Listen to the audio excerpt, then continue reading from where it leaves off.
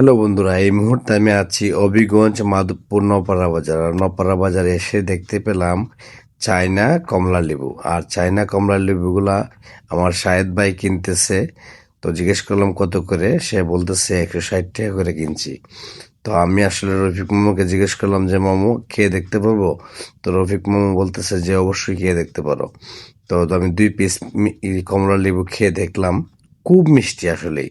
লেবুগুলা যদিও ছোট, কমলা লেবুগুলি, কিন্তু দেখতে এবং খেতে খুবই মিষ্টি।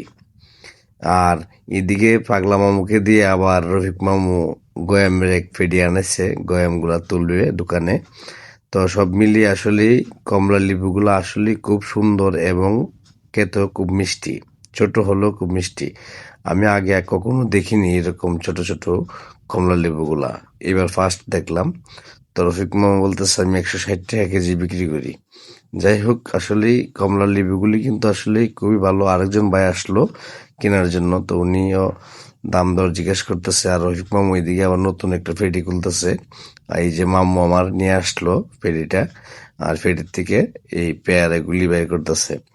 তো পেয়ারাগুলিও খুবই সুন্দর এবং টাটকা পেয়ারা। তো মামু বলতেছে যে টাটকা পেয়ারা এগুলি খুবই ভালো, শরীরের জন্য সুস্বাস্থ্যকর খাবার। যাই হোক, রফিক মামুর ব্যবসাগুলো খুবই ভালো চলছে। আর রফিক মামু খুব ভালো মনের মানুষ। সবাই রফিক মামুর জন্য দোয়া করবেন। আর রফিক মামু আসলেই মানুষকে ভালোবাসে। তো যাই হোক, আমরা ইতিমধ্যে কমলা লেবু আরেকজন ভাই কিনতেছে, আর ওনার সঙ্গে কথা বলতেছি। আর ছোট্ট বাবুটাকে আমি একটা কমলা লেবু দিলাম, ওরে বলতেছি কেমন লাগতেছে, ও বলতেছে খুব মিষ্টি। তা আসলে ছোট্ট বাবুটা বলতেছে মিষ্টি, দেখছেন, ও মাথা নাড়ায় বলতেছে যে খুব মিষ্টি। যাই হোক, সবাই অবশ্যই ভিডিওটা দেখবেন কেমন হলো, আর অবশ্যই কমেন্ট করে জানাবেন। সবাই ভালো